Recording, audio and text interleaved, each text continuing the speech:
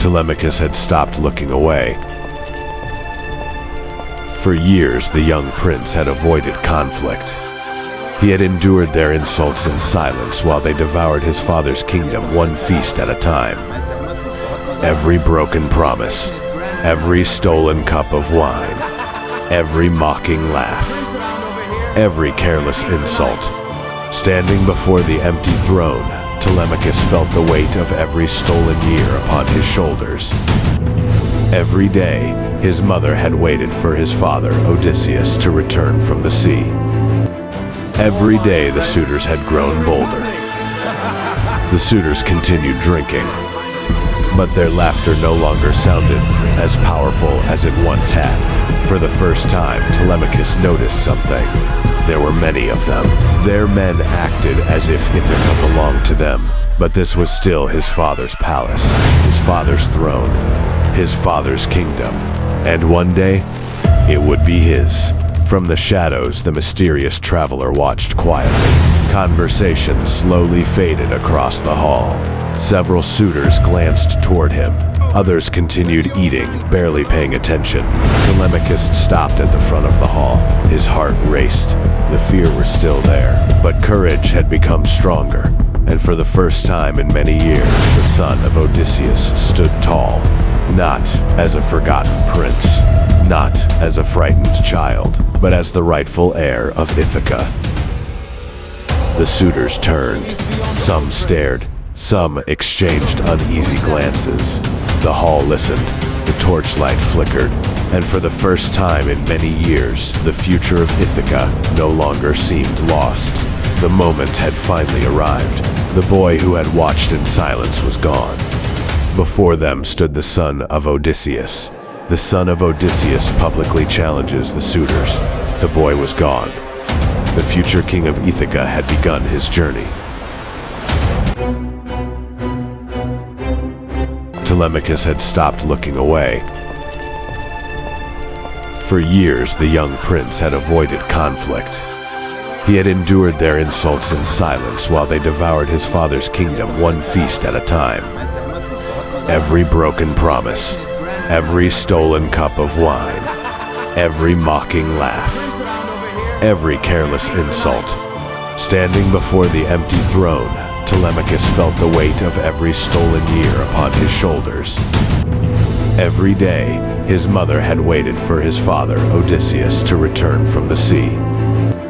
Every day, the suitors had grown bolder. The suitors continued drinking, but their laughter no longer sounded as powerful as it once had. For the first time, Telemachus noticed something. There were many of them. Their men acted as if Ithaca belonged to them, but this was still his father's palace, his father's throne, his father's kingdom, and one day, it would be his. From the shadows, the mysterious traveler watched quietly. Conversation slowly faded across the hall. Several suitors glanced toward him. Others continued eating, barely paying attention. Telemachus stopped at the front of the hall. His heart raced. The fear was still there, but courage had become stronger. And for the first time in many years, the son of Odysseus stood tall. Not as a forgotten prince, not as a frightened child, but as the rightful heir of Ithaca. The suitors turned. Some stared. Some exchanged uneasy glances. The hall listened. The torchlight flickered. And for the first time in many years, the future of Ithaca no longer seemed lost. The moment had finally arrived. The boy who had watched in silence was gone. Before them stood the son of Odysseus. The son of Odysseus publicly challenges the suitors. The boy was gone. The future king of Ithaca had begun his journey. Night passed slowly. Long after the hall had grown quiet, Telemachus remained awake. The sea stretched endlessly beyond the palace cliffs. Moonlight danced across the dark waters. Somewhere beyond that horizon, answers waited. Beyond those distant waters, Odysseus's journey remains unfinished. For years, Telemachus had lived among rumors. Some claimed Odysseus was dead. But Telemachus could no longer ignore the feeling growing inside him. Many had stopped believing altogether. Others insisted he would never return. Yet, the feeling that refused to disappear, it whispered that his father's journey was not over. As dawn slowly approached, a cool wind swept across the cliffs of Ithaca. The young prince stepped outside and watched the first light touch the sea. The sea looked the same, but Telemachus did not. For the first time in his life, the future no longer frightened him. The palace behind him remained troubled. The suitors still feasted. The throne still stood empty, yet something had begun to change. Not within the kingdom. Within him, knowing the moment she had been waiting for was finally approaching. Silent. Patient. The boy who once waited for others to act was disappearing. The journey ahead would be dangerous. Storms would come. Difficult choices would follow. But every great story begins with a single step. And as the sun rose over the waters of Ithaca, Telemachus made a decision. He would no longer wait for answers to find him. He would go searching for them himself, far beyond the horizon, far beyond the sea, toward the truth. The sea rolled endlessly beneath the fading light of the sun. The ship sailed steadily toward the horizon. Its white sails stretched proudly against the wind. Telemachus stood among the sailors, his eyes fixed upon the endless waters ahead. For the first time in his life, he was leaving Ithaca behind. The familiar shores had become little more than a distant memory. Ahead lay only the unknown, strangers. Danger waited beyond the horizon. Storms, yet unseen eyes were watching over him.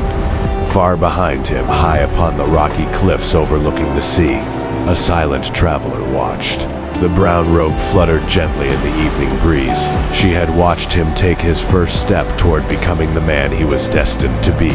Now she watched him sail toward his future. The golden light of sunset shimmered across the waves. The ship grew smaller and smaller in the distance. Still, the traveler remained upon the cliff, for she knew the journey ahead would not be easy.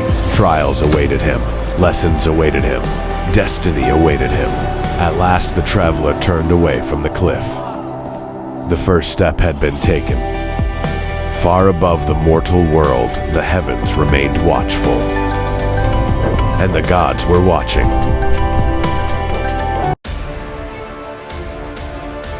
The wind filled the sails as the ship journeyed steadily across the open sea. Telemachus stood near the bow, his red cloak fluttering behind him in the morning breeze. For a long time he remained silent. Behind him, far across the waters, lay Ithaca, the only home he had ever known. The palace where his mother still waited faithfully for Odysseus. The land his father had ruled before vanishing many years ago. The shoreline had almost disappeared now. Only a faint shadow remained upon the horizon. Telemachus watched until nothing remained but sea and sky. A strange feeling settled within his heart.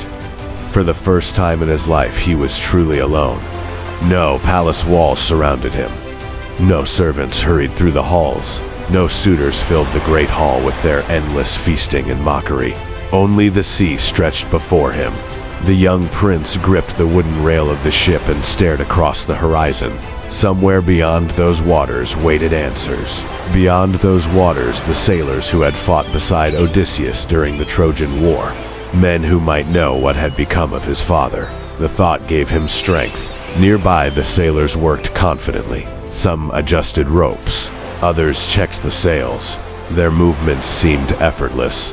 They belonged upon the sea. Telemachus watched them carefully. Everything felt new to him. The sounds, the smells, the motion of the waves beneath the ship. Even the cries of distant seabirds seemed different this far from home. As the morning passed, the water sparkled beneath the sunlight. The sea stretched endlessly in every direction. Telemachus had never imagined the world could feel so large. He thought of the stories he had heard as a child. Stories of distant kingdoms. Stories of great kings. Stories of heroes who sailed beyond the horizon in search of glory. Now he understood what those stories truly meant. Adventure was not simply excitement. Adventure required courage. It required leaving behind everything familiar. It required stepping into uncertainty. The young prince lifted his eyes toward the sky. Far above, white clouds drifted across the heavens. Somewhere beyond mortal sight, Athena watched over the voyage. The goddess had guided him this far, and though Telemachus could not see her, he felt a growing confidence within himself. The journey had begun. There would be dangers ahead, questions still unanswered, and many miles left to travel. Yet for the first time in many years, hope burned brighter than fear. The son of Odysseus was finally following his own path. Far behind him, Ithaca faded into memory. Far ahead, destiny waited beyond the horizon. And with every wave that carried the ship forward, Telemachus sailed one step closer to the truth.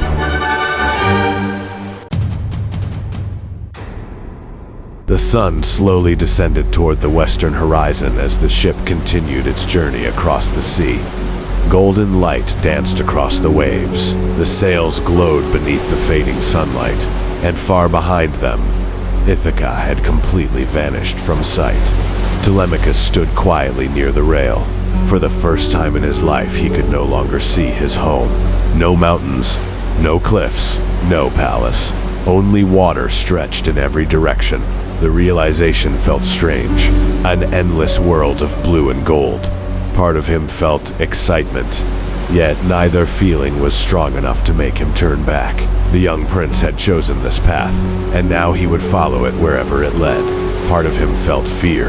As evening approached, the sailors moved calmly about the ship, prepared for the long night ahead. Many of them had crossed these waters countless times. To them, the sea felt familiar. To Telemachus, it still felt like another world. One of the older sailors noticed him watching. "You have spent much of the day staring at the horizon," the sailor said kindly. Telemachus smiled. "I was wondering what lies beyond it," the sailor answers. "The same thing every sailor wonders." "What is that?" asked Telemachus. The sailor looked toward the darkening sea. "More horizons," said the sailor. Several nearby sailors chuckled. Even Telemachus laughed. Yet somehow it felt wise. The answer seemed simple. As darkness slowly covered the sea, countless stars appeared overhead. The young prince had never seen so many. The sky seemed alive. Brilliant lights stretched from one end of the heavens to the other. The sailors pointed toward familiar constellations. Some used the stars to guide their course. Others spoke quietly about distant lands and ports they had visited. Every story revealed a world far larger than Ithaca. Telemachus listened carefully. A world filled with kingdoms, heroes, merchants, and travelers. For years he had remained within the walls of the palace. Now the world was finally opening before him. The ship continued forward through the darkness. The sound of waves striking the hull became almost peaceful. The stars reflected upon the water like scattered jewels. Telemachus rested his hands upon the rail and gazed upward. Perhaps his father had stood upon a ship just like this. He wondered if his father had once gazed at these same stars. Odysseus had been little more than stories and memories shared by others for many years. The thought made him feel closer to the father he barely knew. Perhaps he had stared toward the heavens and dreamed of returning home.